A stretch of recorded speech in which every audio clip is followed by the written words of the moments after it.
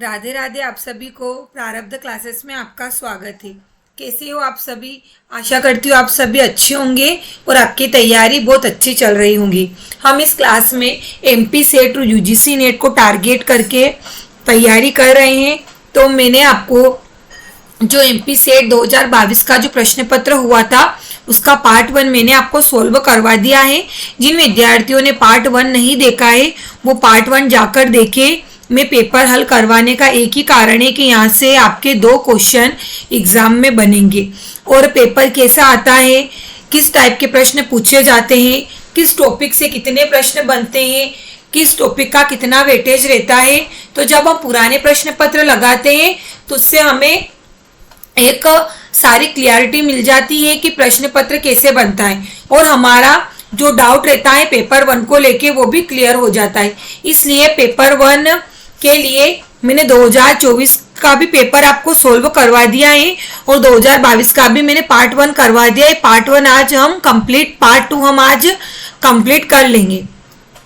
क्योंकि जब मैंने 2024 का पेपर दिया था तो मैंने खुद ये 2022 का प्रश्न पत्र सोल्व किया था और हुबहू मेरे 2 प्रश्न रिपीट हुए हैं।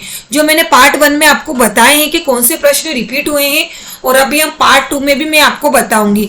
प्रश्न वैसे की वैसे नहीं आते हैं, पर प्रश्न उसके आसपास या लैंग्वेज चेंज कर दी जाती है, ऑप्शन चेंज कर दिए जाते हैं, या कभी कभी ऑप्शन का ही क्वेश्चन बनाकर आपको वही प्रश्न पूछ लिया जाएगा। इसलिए मैं बार बार आपको बोल रही हूँ कि आप पुराने प्रश्न पत्र ज्यादा से ज्यादा लगाइए, तभी आप पेपर 1 में स्कोरिंग अच्छी कर पाएंगे और आप एमपी सेट और यूजीसी नेट दोनों में प्रथम प्रयास में सफलता हासिल कर पाएंगे। तो अगर आपको 40 से ज्यादा प्रश्न हल करने हैं तो आप ये वीडियो पूरी जरूर देखिए, बिना स्किप किए हुए हर एक क्वेश्चन का हम डिटेल से सॉल्यूशन इस क्लास में देखने वाले हैं। हमने 25 प्रश्न सोल्व कर लिए थे, तो हम बचे हुए 25 प्रश्न सोल्व करेंगे। मैं चाहती तो एक ही क्लास में आपको पूरा प्रश्न पत्र हल करवा देती, पर वीडियो बहुत बड़ी हो जाएगी, इसलिए मैं आपको 2 पार्ट में वीडियो कंप्लीट करवा रही हूँ। और हम हर एक प्रश्न का डिटेल से हल देख रहे हैं, इसलिए हमें क्लास में थोड़ा समय लग रहा है। पर आपको ये देखना इसलिए जो कि आपको पता चले कि प्रश्न कैसे बनते हैं और आपको कैसे प्रश्नों को हल करना है।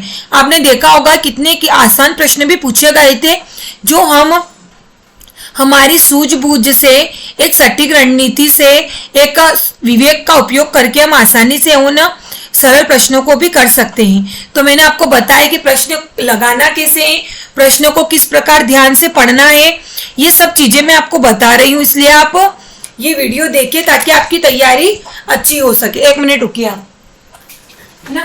प्रश्न करने बहुत जरूरी हो गए हैं, क्योंकि अगर आप प्रश्न पत्र सोल्व नहीं करोगे तो आपको पता ही नहीं चलेगा कि एग्जाम का लेवल क्या रहता है। इसीलिए मैं आपको पेपर सोल्व करवा रही हूँ, क्योंकि मैंने भी जब एग्जाम दी थी सेट की तो मेरे एक ही रणनीति थी कि ज्यादा से ज्यादा पुराने प्रश्न पत्र लगाने हैं और जो भी सेट के पुराने पेपर हुए हैं उन्हें लगाना है। क्योंकि 2022 में परीक्षा आयोजित की गई थी 7 साल के बाद, और उसके बाद फिर ये 2024 में आयोजित की। तो आपके लिए अच्छा है कि 2022 और 2024 के प्रश्न पत्र हमारे पास है, जो कि पूरे वैसे के वैसे आपका पेपर आएगा जैसे एग्जाम में आपसे पूछा जाएगा। तो 25 प्रश्न हमने कर लिए थे। आप पेपर पेन लेकर बैठिए और आप खुद का एनालिसिस कीजिए कि आपके इन बाकी के बचे 25 प्रश्नों में से आप कितने प्रश्न हल कर पाते हैं, कौन से टॉपिक आपका वीक है और किस टॉपिक पे आपको तैयारी करनी है ना। अगर हम इसे प्रश्न लगाएंगे तभी हमें पता चलेगा कि हमारी वीकनेस क्या है। तो हमारा 26वां प्रश्न, 25 प्रश्न मैंने करवा दिए। तब पार्ट 1 जाकर देखिए, मैंने प्लेलिस्ट बना रखी यूजीसी नेट और सेट पेपर 1 नाम से। वहां पर मैं आपको पेपर 1 की तैयारी भी करवा रही हूँ, साथ में मैंने 2024 के भी पेपर वहां सोल्व करवा दिए हैं और 2022 का पार्ट 1 करवा दिए। पार्ट 2 हम आज कंप्लीट कर लेंगे। तो हमारा 26वां प्रश्न रीजनिंग से, लॉजिकल रीजनिंग से, तर्क शक्ति से कि आगमनात्मक तार्किक आधारित है। किस पर आधारित है? प्रकृति की समरूपता पर, ईश्वर की बनाई दुनिया पर, प्रकृति की एकता पर और प्रकृति के नियम पर। अब आप देखिए आपकी रीजनिंग से लॉजिकल ऐसे प्रश्न पूछे जाएंगे जो आपको थोड़े बहुत कंफ्यूजन कर देंगे, पर हमें कंफ्यूज नहीं होना है। मैं आपको रीजनिंग पूरी डिटेल से मेरे चैनल पर पढ़ाऊंगी। तो अभी हम सिर्फ प्रश्न पत्र सोल्व कर रहे हैं, तो मैं आपको थोड़ा बहुत हर टॉपिक के बारे में बताती जाऊंगी कि प्रश्न कैसे बनते हैं। अब आगमनात्मक यानी कि इंडक्टिव रीजनिंग। तो आगमनात्मक यानी कि जैसे मैंने आपको 2024 के उसमें बताया था कि डायरेक्ट आपसे प्रश्न पूछे जाएंगे। आगमनात्मक यानी कि जो लॉजिक बनते हैं वो कैसे बनते हैं, प्रकृति की समरूपता पर बनते हैं या प्रकृति की एकता पर। तो आगमनात्मक तार्किकता बनती है प्रकृति की समरूपता पर। ये आपको याद करना होगा क्योंकि ये सिर्फ फैक्ट से प्रश्न पूछा गया है। फिर अगला है हमारा लॉजिकल रीजनिंग का कि निम्नलिखित में से कौन से कथन एक दूसरे के प्रतिवादी है यानी कि कॉन्ट्राडिक्टरी है ना। अब ये मैं बताती हूँ आपको ये प्रश्न आपको कैसे हल करना है। आपको इंडक्टिव और जैसे आपको क्या करना है हल करने के लिए एक डायग्राम बनाना है। ए ई आई और ओ। ए का मतलब होता है सभी है, सभी नहीं है, कुछ है, कुछ है और कुछ नहीं है, कुछ नहीं है। तो अब यार इसका क्या बनेगा, इसका बनेगा आपके कि इंडक्टिव डायरेक्ट क्वेश्चन कॉन्ट्राडिक्टरी। तो इन दोनों में कॉन्ट्राडिक्टरी संबंध होता है ना, और इनमें सब सम कॉन्ट्राडिक्टरी का कुछ है ना, तो सम कॉन्ट्राडिक्टरी होता है। तो आपसे पूछा गया कि किन दो में कॉन्ट्राडिक्टरी संबंध है यानी कि प्रतिवादी। कौन दो प्रतिवादी है, प्रतिवादी आते हैं ना, इन दोनों के बीच प्रतिवादी संबंध बनता है। तो आप देखिए सभी पुरुष अच्छे हैं तो ये ए में आएगा है ना, कोई आदमी अच्छा नहीं है तो ये आएगा हमारा ई वाली में, कुछ पुरुष अच्छे हैं तो ये आई में आएगा, और कुछ पुरुष अच्छे नहीं है ये बनेगा ओ में। तो अब हमारा बन रहा है प्रतिवादी। प्रतिवादी किसमें संबंध बनता है, ए और ई में। तो ए और ई किसमें बन रहा है, सभी पुरुष अच्छे हैं और कोई पुरुष अच्छा नहीं, यानी कि दोनों ऑप्शन जिसमें होंगे वही विकल्प हमारा सही होगा, ए और बी, यानी कि ये वाला विकल्प हमारा सही है। सही है। देख कितने आसान प्रश्न पूछे गए थे। मैं जब आपको रीजनिंग डिटेल में पढ़ाऊंगी तो वहां पर आपको मैं हल करवाऊंगी कि आप कैसे इनको हल करोगे। अभी आपको थोड़ा समझ में कम आ रहा होगा। हमारा 28वां प्रश्न है कि न्यायवाक्य न्याय युक्ति एक औपचारिक 5 स्तंभ तर्क वाक्यों को नियोजित करता है। सूची 1 के पदों को सूची 2 के पदों से सम्मिलित कीजिए। अब जो ये पद है हमें इन पदों से मिलाने हैं ना कि किनका संबंध किनसे। तो पहले हम ऑप्शन पढ़ते हैं। ये लॉजिकल रीजनिंग के प्रश्न हैं। पहाड़ पर आग लगी है क्योंकि पहाड़ पर धुआं है, जहां भी धुआं होता है वहां पर आग होती है, और पहाड़ पर धुआं है इसलिए पहाड़ पर आग है। अब इस सूची 2 में क्या दिया है, प्रतिज्ञा, हेतु, उदाहरण, उपनयन और नियम। अब अगर आपने कभी भी ये चीजें नहीं पढ़ी है तो आप देखिए कि उदाहरण का क्या होता है। जैसे हमने उदाहरण का अर्थ हमें पता होता है कि किसी भी चीज को समझाना, तो अब उदाहरण का इसमें ऑप्शन क्या बन सकता है, पहाड़ पर आगे। ये तो डायरेक्ट फैक्ट है, तो किसी चीज का उदाहरण हो नहीं सकता है। क्योंकि पहाड़ पर धुआं है, ये भी उदाहरण नहीं हो सकता है। जहां भी धुआं होता है वहां पर आग होती है। अब आप किसी को समझाना है कि आग कैसे लगती है, तो आप बताएंगे कि आग लगती है तब धुआं निकलता है। तो अगर तुझे कहीं धुआं निकलता हुआ दिखाई दे तो सोच लेना कि वहां पर आग होगी। कि उदाहरण से हम किसी भी उदाहरण को ऐसे ही समझाएंगे। जैसे मैं आपको पढ़ाती हूँ तो उदाहरण ऐसे ही बताती हूँ ना, तो उदाहरण का अर्थ होगा कि जहां भी धुआं है वहां पर आग है। तो सी का क्या होगा, तीसरा। अब आप देखिए सी का तीसरा किसमें दे रखा है।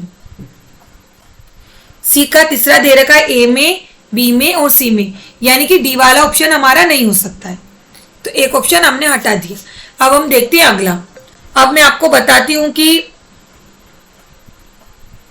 हम देखते हैं प्रतिज्ञा से। प्रतिज्ञा है पहाड़ पर आग है क्योंकि पहाड़ पर धुआं है, पहाड़ पर धुआं है और इसलिए। प्रतिज्ञा का अर्थ होता है कि किसी भी चीज को कहना है ना कि वहां पर वो चीज हो रही है, वहां पर ये हो रही, तो पहाड़ पर आग लगी, यानी कि प्रतिज्ञा कि वहां पर देखो पहाड़ पर आग लगी है। तो प्रतिज्ञा का क्या होगा, पहला वाला ही। कोई भी चीज डायरेक्ट दी गई होगी तो प्रतिज्ञा होगी। तो अब देखिए पहला किसमें है, इसमें तो बी वाला ऑप्शन भी हमारा नहीं होगा।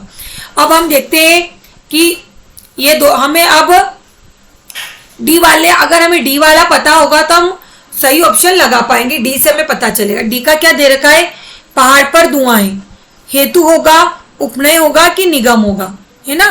तो पहाड़ पर धुआं है, यह होगा उपनय। क्या होगा, उपनय। पहाड़ पर धुआं है यानी कि, तो अभी ऑप्शन हमारा क्या होगा, सी वाला। और इसलिए पहाड़ पर आग लगी है तो इसका हो जाएगा हमारे निगम। और क्योंकि पहाड़ पर धुआं है तो हेतु, है ना। इस प्रकार ये ऑप्शन आप आसानी से कर लेंगे, यानी कि जो सामने दिया हुआ है वही डायरेक्ट इसके ऑप्शन होंगे, है ना। पहाड़ पर आग लगी है प्रतिज्ञा, क्योंकि पहाड़ पर धुआं है हेतु। पहाड़ भी, जहां भी धुआं होता है वहां पर आग होती है उदाहरण। पहाड़ पर धुआं है उपनयन, इसलिए पहाड़ पर आगे यानी कि निगम। तो जब मैं डिटेल से आपको ये चीजें बताऊंगी वहां आपको समझ में आ जाएगा कि चीजें आपको कैसे करनी है। अब अगला दिया है, निम्नलिखित में से कौन सा हेत्वाभास एक अनियमित मध्य पद का भ्रम होता है। क्या भ्रम होता है, अगर आप किसी भी चीज को करते हैं तो सव्यभिचार, बाधिता, सत प्रतिपक्षता और साध्य समा, है ना। तो इसका क्या होगा हेत्वाभास का, हेत्वाभास अनियमन के मध्य भ्रम होता है। किससे भ्रम होता है, यह भ्रम होता है हमारा सव्यभिचार से, है ना। भ्रम हमारा होगा सव्यभिचार से भ्रम उत्पन्न होता है। अब अगला है कि सभी पक्षी अंडे देते हैं। कौवे पक्षी हैं, कौवे अंडे देते हैं।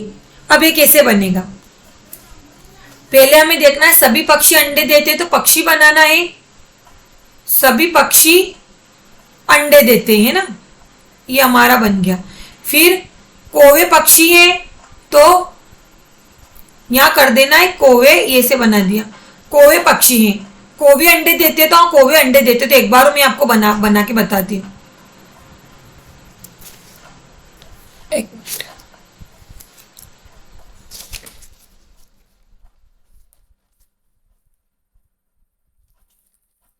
आपको डायग्राम कैसे बनाना है 1 मिनट में बता रही हूँ कि आप डायग्राम से भी इन प्रश्नों को हल करेंगे ना। तो ये प्रश्न डायग्राम वाले हैं।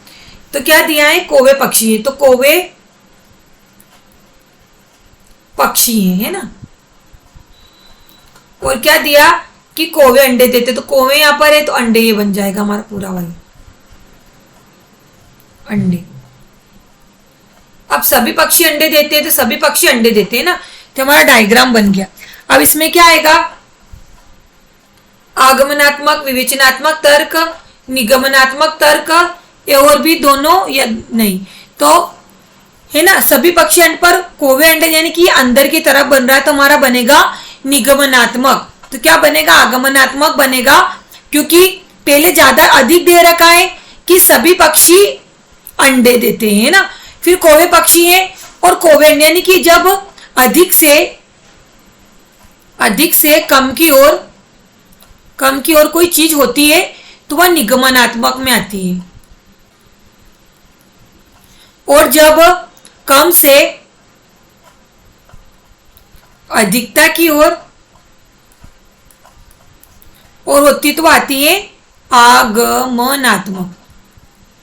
देखिए तब अधिक है, सभी पक्षी अंडे देते हैं, फिर कौवे पक्षी है और कौवे अंडे देते हैं, यानी कि निगमनात्मक तर्क हमारा अधिकता से कम की ओर हो रहा है, तो यहां पर हम क्या करेंगे, निगमनात्मक तर्क होगा। अब क्या है, निम्नलिखित में से कौन सा द्वितीय समंकों का स्रोत नहीं है। कौन सा हमारा द्वितीय समंकों का स्रोत नहीं है, तो क्या आएगा, प्रत्यक्ष मौखिक साक्षात्कार, समितियों व आयोगों के प्रतिवेदन, अंतर्राष्ट्रीय संस्थाओं के प्रकाशन और अनुसंधान संस्थाओं के प्रकाशन। तो क्या आएगा इसमें आप प्रश्न ध्यान से पढ़िए। क्या दिया गया है कि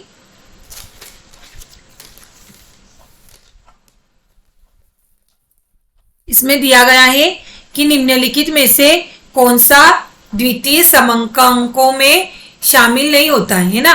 तो प्रत्यक्ष मौखिक साक्षात्कार होता है, समितियों व आयोगों का प्रतिवेदन द्वितीय समंकों में होता है। नहीं का आपको ध्यान रखना है, क्या पूछा है, नहीं। अंतरराष्ट्रीय संस्थाओं का प्रकाशन होता है, अनुसंधान, क्योंकि दो व्यक्तियों में यहाँ पर अप्रत्यक्ष मौखिक संचार साक्षात्कार, अप्रत्यक्ष यानी कि आप अकेले में बैठकर वार्तालाप कर रहे हो, तो वह एक मौखिक हो गया है ना। अप्रत्यक्ष यानी कि एक मौखिक। तो द्विसमंकों में यानी कि समिति और आयोग, यहाँ दो चीजें हैं, समिति और आयोग के बीच समंकन हो रहा है। अंतरराष्ट्रीय संस्थाओं के यानी कि एक से अधिक संस्थाओं के बीच हो रहा है। अनुसंधान यानी कि दो कंपनियां उनके बीच प्रकाशन हो रहा है। पर अप्रत्यक्ष यानी कि चीजें हमारे सामने नहीं है, तो इसका होगा प्रत्यक्ष मौखिक साक्षात्कार। ठीक है। अब अगला है हमारा, यदि समंकों का वर्गीकरण 0 से 10, 10 से 20, 20 से 30 और इस रूप में किया जाता है तो वर्गीकरण की विधि क्या कहलाती है ना। आपसे पूछा गया है कि इस विधि को क्या कहा जाता है ना। इसे कहा जाएगा अपरिजित विधि। क्या कहा जाता है, अपरिवर्जित विधि, क्योंकि यह 0 से 10, 10 से 20, अगर चीजें 0 से 10 फिर 11 से शुरू होती, 20 फिर 21 से, तो वह व्यक्तिगत विधि यह हो जाती। पर हमें पूछा गया है 10 से 20, 0 से 10, 10 से 20, तो यह आती है अपरिवर्जित विधि, यानी कि लगातार चीजें चल रही हैं, इनमें कोई परिवर्तन नहीं हो रहा है, एक के बाद एक सीरीज यहाँ पर चल रही, तो इसे क्या कहा जाता है, अपरिवर्जित विधि कहा जाता है। 32 प्रश्न हमारे हो गए हैं। आपको सारे प्रश्न हल करना है और आपको देखना है कि आपके कौन से प्रश्न सही हो रहे हैं और किस यूनिट के प्रश्न आपके गलत हो रहे हैं। तभी आपको पता चलेगा किस यूनिट की तैयारी आपको अच्छे से करनी है। तो अगला प्रश्न हमारा, निम्नलिखित में से कौन द्विविमा चित्र का प्रकाशन नहीं है। यानी 2D 3D आपने पढ़ा होगा ना गणित में, 2D 3D, तो ये वही पूछा गया कि 2D का उदाहरण नहीं है। देखो यहाँ पर ध्यान से पढ़ना है कि 2D विमान 2D का नहीं है। वर्ग चित्र, पाई चित्र, आयत चित्र या आवृत्ति चित्र, तो क्या आएगा इसका, वर्ग भी 2D में आता है, पाई भी 2D चित्र में आता है, आयत भी आता है। इसका ऑप्शन आएगा हमारा आवृत्ति चित्र। आवृत्ति चित्र 2D का भाग नहीं है, यह 3D में आता है ना। आवृत्ति चित्र हमारा 3D में आता है। तो देखिए आपसे ऐसे डायरेक्ट प्रश्न भी पूछे जाएंगे। अब माध्यिका से प्रश्न पूछा गया है कि माध्यिका के मान का बिंदु रेखा निर्धारण किस बिंदु रेखा की सहायता से किया जाता है। आवृत्ति चित्र से, आवृत्ति बहुभुज से, आवृत्ति वक्र से या जॉइनिंग ओजाइवन वक्र या संचारी आवृत्ति वक्र से। तो क्या आएगा इसका, माध्यिका का होता है, माध्यिका का आंसर आएगा हमारा ये संचारी आवृत्ति वक्र है ना। जब हम माध्यिका को हल करते हैं तब आपने देखा होगा कि माध्यिका का सूत्र होता है, माध्यिका बराबर 3 माध्य प्लस ऐसा कुछ होता है, 3 माध्य माइनस विचलन, ऐसा कुछ सूत्र होता है। अभी मुझे याद नहीं आ रहा है, पर इस प्रकार से प्रश्न आता है। तो इसका ऑप्शन आएगा, माध्यिका मान की बिंदु रेखा निर्धारण के लिए किस बिंदु रेखा की सहायता से किया जाता है। तो संचारी आवृत्ति वक्र से, इसे ओजाइवन वक्र द्वारा इसे हल किया जाता है ना। अब पूछा गया है, जब उभयनिष्ठ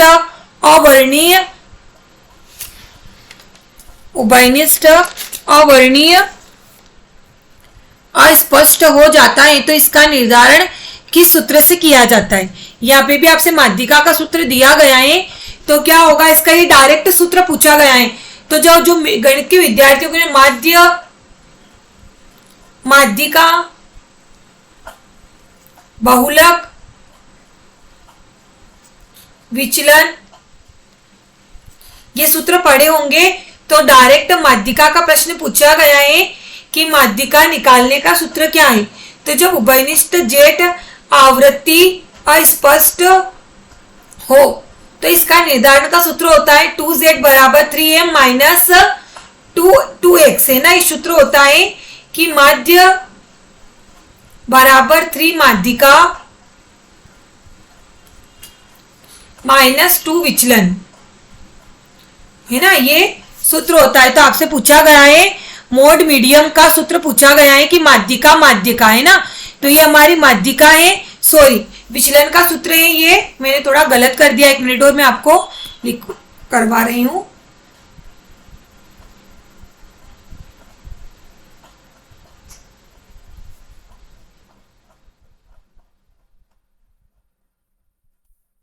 कि Z विचलन बराबर 3 माध्यिका -2x माध्य, है ना, ये सूत्र है हमारा। मैथ्स में जब हम माध्य माध्यिका पढ़ते हैं वहां ये आपने डायरेक्ट सूत्र पूछा गया है, तो आपको कुछ सूत्र भी याद करने ताकि आपको पता चले कि प्रश्न कैसे बनते हैं। फिर पूछा गया है कौन सा घटक आपको कंप्यूटर को स्थायी रूप से बड़ी मात्रा में डाटा बनाए रखने के लिए सक्षम बनाता है। तब हमारी आईसीटी वाली यूनिट यहाँ शुरू हो जाती है। आईसीटी जैसे हमारी हायर एजुकेशन वाली यूनिट कंप्लीट हो जाएगी, वो 3 क्लासें में, आपको 3 क्लासें और बची है, 3 क्लासों में हायर एजुकेशन में कंप्लीट करवा दूंगी। उसके बाद मैं आईसीटी आपको 5 क्लासों में पूरा ऐसा पढ़ाऊंगी कि 5 क्लासों से आपके 5 प्रश्न ऐसे के ऐसे आईसीटी वाली यूनिट से बन जाएंगे, क्योंकि ये यूनिट ज्यादा बड़ी नहीं है।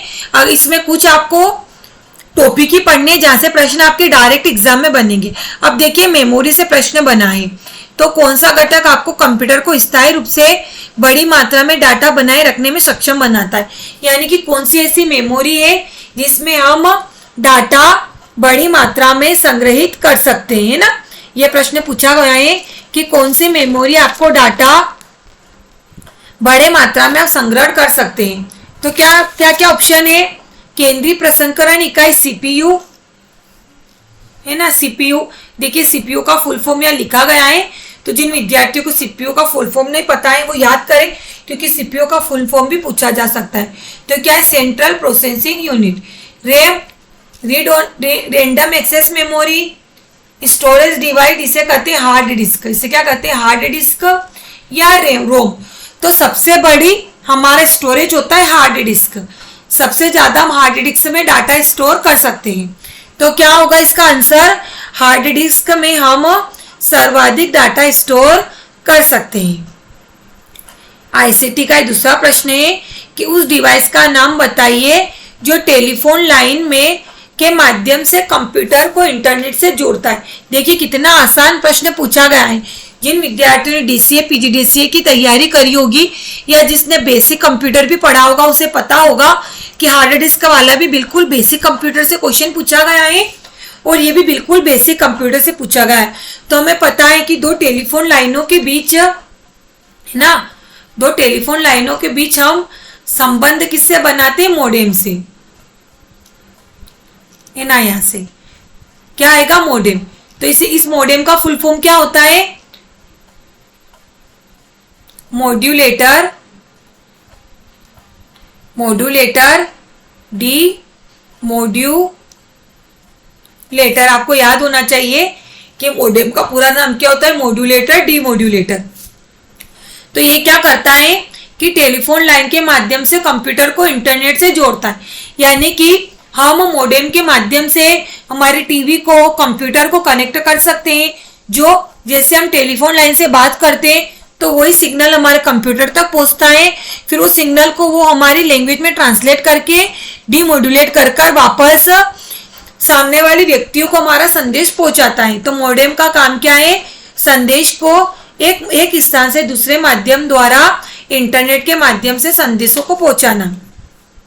हमारा 38वां प्रश्न है, निम्नलिखित में से कौन सा इंटरनेट सिस्टम सर्च इंजन नहीं है? देखो प्रश्नों को आपको ध्यान से पढ़ना है। मैं बार बार इसीलिए बोल रही हूं कि हम ध्यान से नहीं पढ़ते। अगर आपने नहीं पढ़ना, ध्यान रखा, आपने डायरेक्ट जल्दबाजी में प्रश्न पढ़ लिया, क्योंकि समय का भी अभाव रहता है, 1 घंटे में आपको पेपर 1 सोल्व करना होगा। तो प्रश्न आया कि कौन सा इंटरनेट सर्च इंजन है, आपने नहीं पढ़, ध्यान ही नहीं दिया और आपने डायरेक्ट गूगल ऑप्शन लगा के आ गए। तो पूछा गया कौन सा सर्च इंजन नहीं। जब पेपर 1 का डिटेल सिलेबस की वीडियो बनाई थी तो मैंने आपको आईसीटी में बताया था कि आपको इंटरनेट से, सर्च इंजन से, मेमोरी से और एक फुल फॉर्म से प्रश्न बनेगी। तो आप खुद देख लीजिए कि मैंने जो सिलेबस का विस्तृत वीडियो बनाई थी, मैंने खुद इन दोनों पेपर को एनालिसिस करा, उसके बाद ही वीडियो बनाई है। इसलिए मैं आपको बार बार बोल रही कि पेपर आप हल कीजिए ज्यादा से ज्यादा पुराने, ताकि आपको पता चले कि प्रश्न कैसे आते हैं। तो कौन कौन से सर्च इंजन है? गूगल है, क्योंकि गूगल पे हम डेली काम करते हैं। याहू है, और गूगल और याहू तो विद्यार्थियों को पता होगा, पर विद्यार्थी कंफ्यूजन होगा अपोलो और डॉग पाइल में। तो है ना, क्या सर्च इंजन नहीं है? अपोलो सर्च इंजन नहीं है, ये एक वेबसाइट है।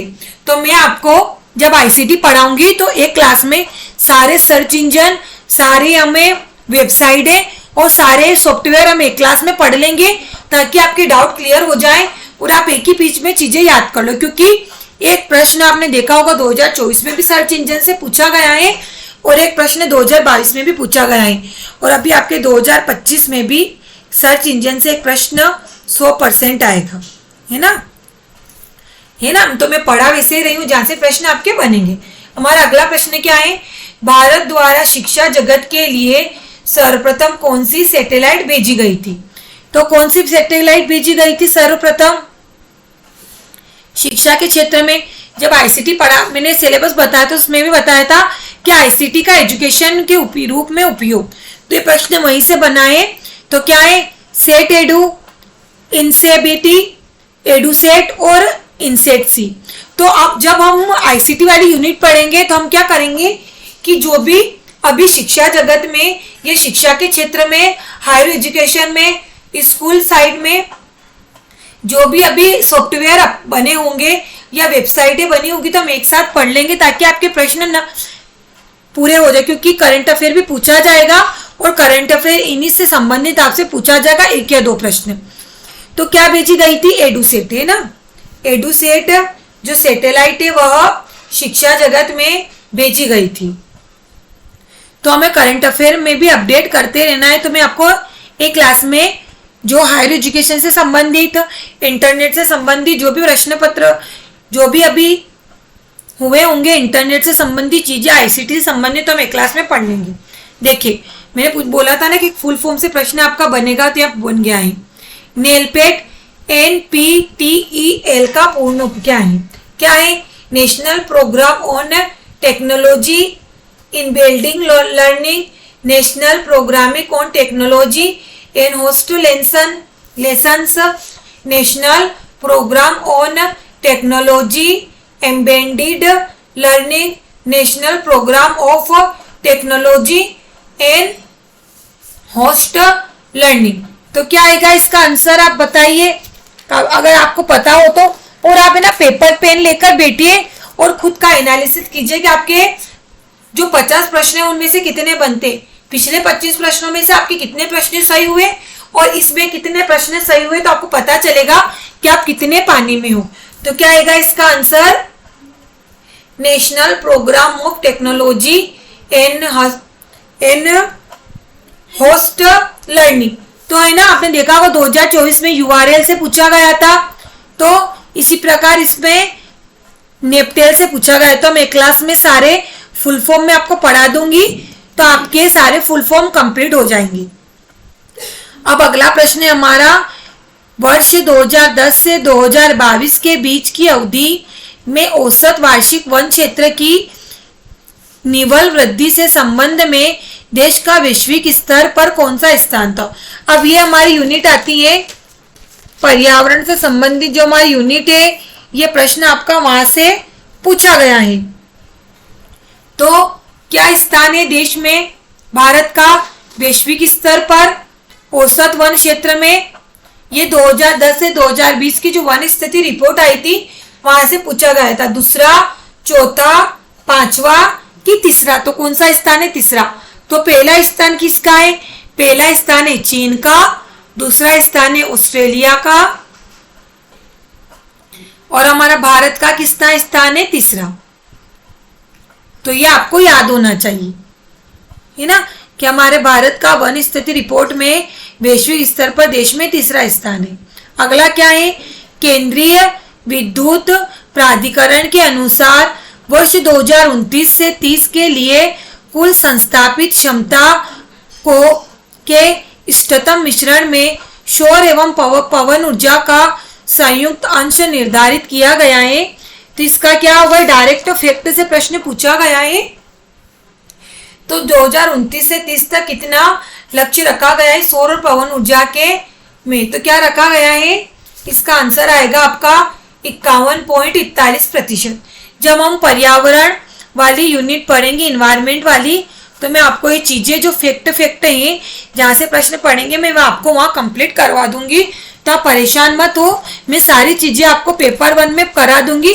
अब हम पेपर सोल्व कर रहे हैं तो हमें पता चल रहा है कि हमें क्या क्या चीजें पढ़नी है और क्या क्या चीजें नहीं पढ़नी है, किस यूनिट में हमें कौन से टॉपिक पढ़ने हैं जहाँ से हमारे प्रश्न बनेंगे। अब देखिए, एक और लक्ष्य से प्रश्न पूछा गया है कि सतत विकास लक्ष्यों के संबंध में निम्नलिखित कथनों पर विचार कीजिए। इनमें 20 लक्ष्य एवं 118 टारगेट है। इसमें सितंबर 2015 में न्यूयॉर्क में अपनाया गया था। तो ये सस्टेनेबल डेवलपमेंट गोल से प्रश्न पूछा गया है और एक प्रश्न इससे पूछा ही जाता है यूजीसी नेट में। यूजीसी नेट में और सेट में भी। जो मेरा यूजीसी नेट 2025 का मैंने जून वाला पेपर दिया था, तो मेरे पूछा गया था जो सस्टेनेबल जो गोल दिए गए हैं, कितने गोल है हमारे, 17 लक्ष्य हैं। आपको ये याद होना चाहिए ना। अगर आपको पता होगा कि 17 गोल है तो आप ऑप्शन यहीं से हटा दोगे ना, क्योंकि 20 लक्ष्य नहीं है, 17 लक्ष्य निर्धारित किए गए हैं। तो 17 लक्ष्यों का आपको मैं पढ़ा दूंगी और हमें 17 लक्ष्यों को लाइन से याद भी करने होंगे। पहला लक्ष्य कौन सा है, दूसरा कौन सा है। तो मेरे प्रश्न बनाता कि जो सस्टेनेबल गोल के जो 17 गोल है उसमें से 5 गोल दिए गए थे और 5 गोल को आपको क्रम से व्यवस्थित करना है कि कौन से गोल क्रम से जमे हुए हैं। तो क्या है, कौन सा कथन सत्य है, यह गलत है कि 20 लक्ष्य थे, नहीं, 17 लक्ष्य निर्धारित किए गए थे और 180 टारगेट थे। सितंबर 2015 में न्यूयॉर्क में अपनाया गया था। तो हमारा ये ऑप्शन सही है। तो देखिए कहाँ दिया गया है, तो हमारा आएगा डी ऑप्शन सही है। तो ऐसे डायरेक्ट आपके प्रश्न सस्टेनेबल गोल से बनेंगे। अगला प्रश्न है हमारा 44वां, निम्नलिखित में से कौन सा पर्यावरण संरक्षण अधिनियम 1986 से संबंधित नहीं है। तो क्या अपन पहले ऑप्शन पढ़ते हैं। पारिस्थितिकी संवेदी क्षेत्र, आर्द्र भूमि, चिड़ियाघर एवं उद्यान, तटीय विनियमन क्षेत्र। तो आप देखिए, आप खुद ही अगर आपको ने नहीं भी पढ़ा होगा, आपको याद रखना है तो नहीं दिया गया कि कौन सा सम्मिलित नहीं है, तो भी आप पता लगा सकते हैं कि पर्यावरण संरक्षण से संबंधित कौन कौन से मुद्दे होते हैं। पारिस्थितिकी क्षेत्र होता है ना, आर्द्र भूमि भी होता है और तटीय क्षेत्र भी होता है। पर जो हमारा चिड़ियाघर और ये कृत्रिम चीजों में आ जाते हैं, तो हमारा ऑप्शन होगा सी। इसका आंसर नहीं होगा, है ना। बताए सम्मिलित नहीं, तो चिड़ियाघर उद्यानों को सम्मिलित नहीं किया गया है। जो प्राकृतिक चीजें वही पर्यावरण संबंधी अधिनियम 1986 में सम्मिलित की गई। अब आपका देखो एक प्रश्न यहाँ पे भी बनता है। अगर प्रश्न आया आपसे कि पर्यावरण संरक्षण अधिनियम कब लागू हुआ था, तो 1986 में लागू हुआ था। ये भी आपका प्रश्न बन सकता है।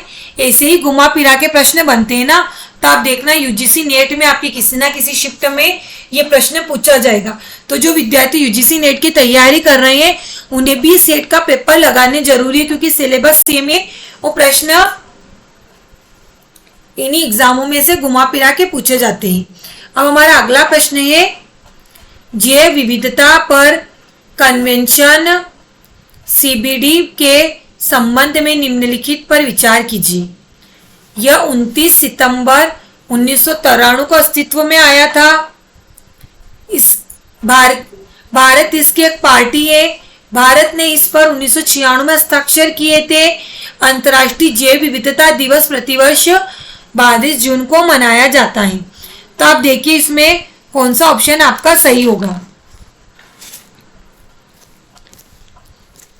ये पूरे डायरेक्ट जो देखिए मैंने बोला था ना आपको कि सिलेबस से बाहर आपका एक भी प्रश्न नहीं बनेगा।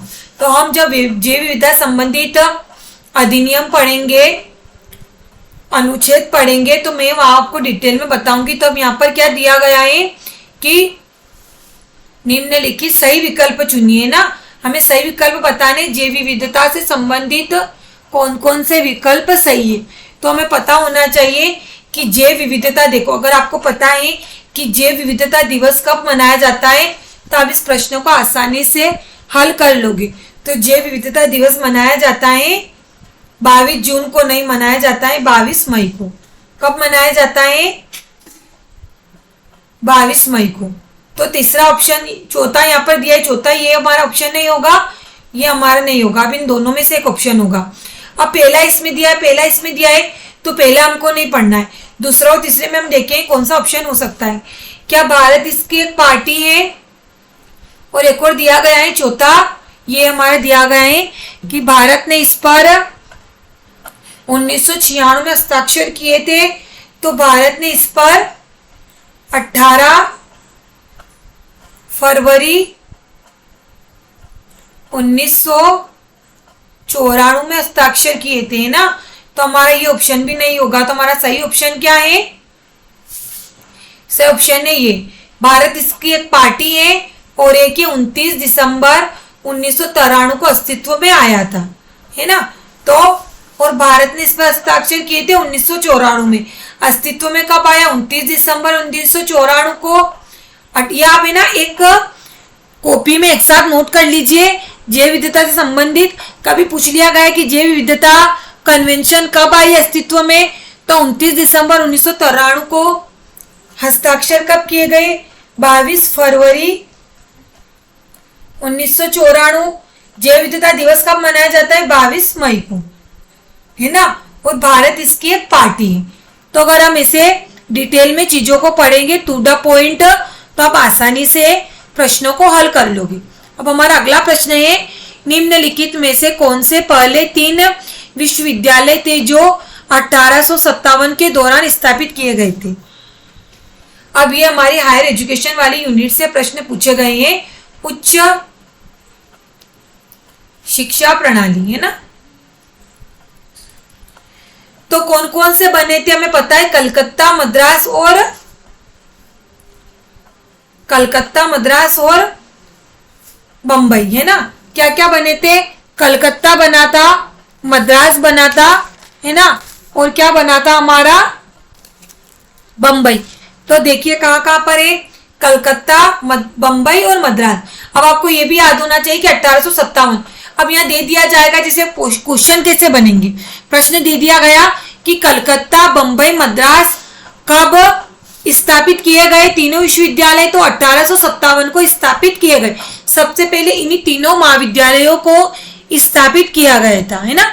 जब हम आधुनिक शिक्षा प्रणाली में आपको पढ़ाऊंगी तो वहां तीनों विश्वविद्यालयों को ध्यान से पढ़ाऊंगी। अब ये किस गवर्नर जनरल के कार्यकाल में स्थापित किए गए थे, कब किए गए थे, किस कारण से स्थापित किए गए, ये सब प्रश्न हम पढ़ेंगे हायर एजुकेशन वाली यूनिट पे। अगला प्रश्न क्या है, कौन सा स्वयं का चतुर्थांश नहीं है। तो क्या क्या नहीं है स्वयं। जब हम स्वयं पोर्टल पढ़ेंगे तो मैं आपको डिटेल में पढ़ाऊंगी कि स्वयं के कितने डीटीएच चैनल है। 40 डीटीएच चैनल है। अब हमको 40 में से 10 के तो नाम याद होने चाहिए। देखिए अभी जो आपने 2024 वाला पेपर सोल्व करा था उसमें स्वयं के डीटीएच चैनल से प्रश्न आया था, है ना। स्वयं से ही आया था। देखो स्वयं से एक और प्रश्न यहाँ बना है। तो क्या ई ट्यूटोरियल है, ऑनलाइन मंच चर्चा है, कि ई कन्वेंटन है, कि ब्रॉडकास्ट है। तो ब्रॉडकास्ट तो अब आया, ब्रॉडकास्ट तो ये नहीं होगा। क्या क्या चतुर्थांश है, ई ट्यूटोरियल है, ऑनलाइन मंच चर्चा है और ई कन्वेंशन है ना। ये चीजें इसमें कि क्या है, ब्रॉडकास्ट इसका हिस्सा नहीं। स्वयं को मैं आपको पूरा डिटेल से पढ़ाऊंगी, आप टेंशन ना लें, आपका एक भी प्रश्न बाहर नहीं जाएगा।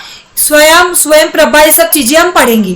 फिर अगला क्या है, उच्च शिक्षा में संकलन नामांकन अनुपात को 50% तक बढ़ाने के लिए एनईपी 2020 द्वारा तैयार की गई समय सीमा क्या है। यानी कि जो नई शिक्षा नीति हमारी एनईपी 2020 का लक्ष्य कब तक रखा गया है कि कब तक 50% तक सकल नामांकन अनुपात ग्रोस इनरोलमेंट रेशो को पूरा किया जाएगा। तो ये लक्ष्य लिखा गया है 2035 तक इस लक्ष्य को पूरा किया जाएगा कि ज्यादा से ज्यादा विद्यार्थियों का महाविद्यालयों में एडमिशन हो। अब देखिए अगला प्रश्न क्या है। राष्ट्रीय मूल्यांकन प्रत्यायन परिषद नेक की स्थापना 1994 में की गई थी। जब मैंने आपको यूजीसी वाला चैप्टर पढ़ाया था, मैंने ये आपको क्वेश्चन पढ़ाया था कि यूजीसी द्वारा कौन कौन से कार्यक्रम स्थापित किए गए, है ना। आप देखिए मेरी वीडियो मैंने बताया था कि यूजीसी के द्वारा कौन कौन से कार्यक्रम स्थापित किए। तो मैंने आपको बताया था कि नेक, है ना, और एनटीए, नीट, ये सारे एक स्वयं ये सभी कार्यक्रम यूजीसी ने स्थापित किए। तो यहाँ पे पूछा गया है कि कौन सा कार्यक्रम यूजीसी के द्वारा राष्ट्रीय मूल्यांकन प्रत्यायन परिषद नेक को स्थापित किया था यूजीसी ने।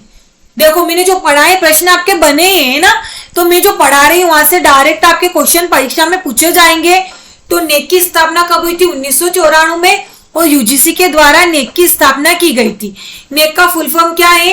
राष्ट्रीय मूल्यांकन प्रत्यायन परिषद। ये मैंने बताया है कि national assessment and accreditation council. तो आपके जो मैं पढ़ा रही हूँ वहां से प्रश्न बनेंगे। आप मेरी सारी वीडियो जाकर देखिए, प्लेलिस्ट में मैंने बता रखी है। मैंने डायरेक्ट वही चीजें पढ़ाई जहां से प्रश्न आपके परीक्षा में बनते हैं। और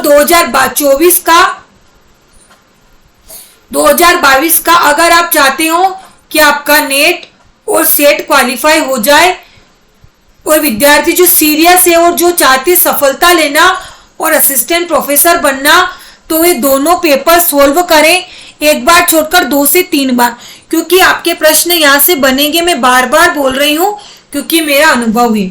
उसके साथ साथ जितने भी PYQ है नेट के, वो आपको सोल्व करने टेक्स्ट बुक से, और KVS मैदान लेके आ जाइए आप, है ना। इनसे आपको ज्यादा से ज्यादा टेस्ट लगाने, तभी आप पेपर 1 में अच्छा स्कोर कर पाओगे और आपका नेट सेट क्वालिफाई हो पाएगा। नहीं तो मैं आपको डराने रही, सही बात, नहीं तो आप कभी भी नेट सेट क्वालिफाई नहीं कर सकते अगर पुराने प्रश्न पत्र आप नहीं लगाते हैं तो। अब भारत में पहला खुला विश्वविद्यालय किस वर्ष स्थापित किया गया था? कब किया गया था? 1982 में। अब कौन सा खुला विश्वविद्यालय का नाम क्या है? प्रश्न पूछ लिया गया कि 1982 में भारत में कौन सा खुला विश्वविद्यालय स्थापित किया गया था। तो मैं नाम याद होना चाहिए कि BR अम्बेडकर विश्वविद्यालय इसका वर्तमान नाम है ना। जब स्थापित किया गया था तो इसे कहा जाता था आंध्र प्रदेश खुला विश्वविद्यालय। ठीक है। अब है ना, जो विद्यार्थी है ना, मेरी बातें अब ध्यान से सुने आप, है ना। ऐसा नहीं कि 50 प्रश्न हो गए तो आपने वीडियो बंद कर दी। मैं जो चीजें आपको बता रही हूँ ध्यान से सुनना है। जो विद्यार्थी हिंदी साहित्य के है ना, हिंदी साहित्य के हैं, उनके लिए मैंने UGC net set assistant professor जितने भी राज्य MP, UP, बिहार, छत्तीसगढ़, आंध्र प्रदेश, महाराष्ट्र, उत्तराखंड, यानी कि जितने भी राज्य है भारत के, उन सभी राज्यों में असिस्टेंट प्रोफेसर की एग्जाम हुई है। TGT की होती है, PGT की होती है, और नेट हर साल होता है, सेट भी होती है। तो इन परीक्षाओं में जितने भी प्रश्न पूछे गए हैं उन सभी की एक सीरीज लेके आने वाली हूँ मेरे चैनल पर। हम डेली प्रश्न सोल्व करेंगे, मैं डिटेल से कराऊंगी, क्योंकि मैं असिस्टेंट प्रोफेसर की खुद तैयारी करूंगी, क्योंकि मेरा सब्जेक्ट हिंदी साहित्य है। तो जो विद्यार्थी हिंदी साहित्य की तैयारी करना चाहते हैं, नेट सेट क्वालिफाई करना चाहते हैं, तो भी 1-2 दिन में वो क्लासे में लेकर आने वाली हूँ। वो हमारी क्लासे असिस्टेंट प्रोफेसर की एग्जाम 2026 जब तक एग्जाम चले होगी तब तक ये क्लासें आपकी चलेगी। जो विद्यार्थी सीरियस है, मेरे साथ तैयारी करना चाहता है, वो डेली मेरी क्लासें ले, तो आपका नेट हिंदी साहित्य से सेट और असिस्टेंट प्रोफेसर तीनों आप क्वालिफाई कर लो। क्योंकि मैं खुद असिस्टेंट प्रोफेसर की तैयारी करूंगी तो मैं पूरी स्ट्रेटेजी आपके साथ फॉलो करूंगी। इसके बाद जो विद्यार्थी हिंदी साहित्य के नहीं है, क्योंकि पेपर 1 जैसे नेट वाले विद्यार्थी सेट वाले विद्यार्थियों के लिए पेपर 1 कॉमन होता है, उस प्रकार मध्य प्रदेश में जो पेपर 1 होता है एमपी जीके, इसमें 50 प्रश्न पूछे जाते हैं। 4 नंबर का हर प्रश्न होता है, 200 नंबर का पेपर 1 होता है। तो पेपर 1 में खुद तैयारी आपको मेरे चैनल पर करवाऊंगी। चैनल पर मेरी क्लासें एमपी जीके की चल रही है, पर अब मैं उसमें और कंटेंट ऐड करने वाली हूँ, क्योंकि मैं खुद असिस्टेंट प्रोफेसर की तैयारी करूंगी तो मैं वहां पर एमपी जीके आपको पढ़ाने वाली हूँ। तो आप मेरे साथ नेट सेट क्वालिफाई करके, मैं चाहती हूँ कि आप मेरे साथ असिस्टेंट प्रोफेसर की भी तैयारी करें, है ना। मैं ये साथ थोड़ी ना है क्या कि नेट सेट की तैयारी करवा के आपका साथ छोड़ दूंगी। हमें असिस्टेंट प्रोफेसर बनना है, हमारा एक ही टारगेट है कि हमें असिस्टेंट प्रोफेसर 2026 एमपी में बनना है, कुछ भी करके। तो जो विद्यार्थी सीरियस हैं, जो विद्यार्थी चाहते हैं, तो मेरे साथ एमपी जीके पढ़े, मेरे साथ नेट सेट की तैयारी करें। नेट सेट आप मेरे साथ क्वालिफाई कर लोगे, उसके बाद आप मेरे साथ एमपी जीके पढ़े और हिंदी साहित्य पढ़े। पेपर 1 में जैसे यहाँ पर पढ़ा रही हूँ वैसे ही मैं वहां पर एमपी जीके आपको डिटेल से पढ़ाऊंगी। हम डेली 40 से 45 मिनट की वीडियो लेकर आऊंगी और वो मैं बताऊंगी आपको कौन से सोर्स से मैं तैयारी करूंगी, कौन सी किताबें हमें लेनी है, कौन सी टेस्ट सीरीज हम लेंगे, कैसे हम पढ़ेंगे, कैसे हमें 50 में से मेरा टारगेट है, मुझे 50 में से 45 प्रश्न पेपर 1 में सोल्व करने, तभी मैं मध्य प्रदेश में असिस्टेंट प्रोफेसर बन पाऊंगी। क्योंकि अगर मैं 45 प्रश्न हल करती हूँ तो मेरे पेपर 1 में अच्छा स्कोर हो जाएगा और आसानी से मैं असिस्टेंट प्रोफेसर के लिए फाइनल मेरिट में सिलेक्शन ले पाऊंगी। तो अगर आपका भी सपना है मध्य प्रदेश में असिस्टेंट प्रोफेसर बनना, तो मेरे चैनल को सब्सक्राइब कीजिए। एमपी के मैं पढ़ा रही हूँ, मेरी वीडियो चैनल पर पढ़िए, आप जाकर देखिए। छोटी छोटी वीडियो बना रखी है मैंने, हिंदी साहित्य में पढ़ा रही हूँ और हिंदी साहित्य विद्यार्थियों के लिए मैं सीरीज लेकर आने वाली हूँ। तो नेट वाले विद्यार्थी, सेट वाले विद्यार्थियों के लिए बहुत बड़ा बेनिफिट हो जाएगा कि आप उन्हीं प्रश्नों को पढ़े, क्योंकि विद्यार्थी बार बार पूछ रहे थे पुराने प्रश्न पत्र कहाँ से लगाएं, तो इसीलिए मैं पुराने प्रश्न पत्र की सीरीज लेके आने वाली हूँ। तो इस सीरीज आपकी असिस्टेंट प्रोफेसर की एग्जाम तक चलेगी हिंदी साहित्य की, और एमपी जीके की भी मैं जल्दी सीरीज भी लेके आने वाली हूँ और क्लासें भी शुरू करने वाली हूँ। तो आपको वीडियो कैसी लगी आप बताएं। आप मेरे चैनल पर नए तो चैनल को सब्सक्राइब करें। जिन विद्यार्थियों ने पुरानी क्लासें नहीं देखी, पुरानी क्लासें देखें, ताकि आपकी तैयारी बहुत अच्छी हो जाए। क्योंकि मैं चाहती हूँ कि जो विद्यार्थी मेरे साथ जुड़ा है वह मध्य प्रदेश में असिस्टेंट प्रोफेसर बने और अपनी तैयारी अच्छी करे, है ना। आपकी दिवाली अच्छी गई होगी। मैं चाहती हूँ कि अब आप तैयारी में लग जाए। त्योहार निकल गए हैं, समय बहुत कम है। 11 तारीख को हमारी एमपी सेट की एग्जाम है और 31 दिसंबर से 2026 यानी कि 31 दिसंबर 2025 से 7 जनवरी 2026 तक हमारी एग्जाम चलेगी। तो नए साल में आपके पास यूजीसी नेट और सेट दोनों का सर्टिफिकेट होना चाहिए ना। नए साल में आप जाओगे तो सभी नई नई चीजें आपके साथ होगी। तो हमें सेट नेट क्वालिफाई करना और असिस्टेंट प्रोफेसर बनना है। तो आपको मेरी वीडियो कैसी लगी आप बताएं। चैनल पर तो चैनल को सब्सक्राइब करें और मेरी पुरानी क्लासें देखें। अगर आपका कोई डाउट भी रहता है तो आप कमेंट बॉक्स में कमेंट करें। अगर मैंने कुछ गलत भी बता दिया हो तो मैं एक टीचर हूँ, स्टूडेंट हूँ, सीख रही हूँ, तो गलतियां मुझसे भी हो जाती हैं। आपका कोई सजेशन हो तो भी मुझे बताएं। मिलती हैं हम नेक्स्ट वीडियो में। धन्यवाद। राधे राधे।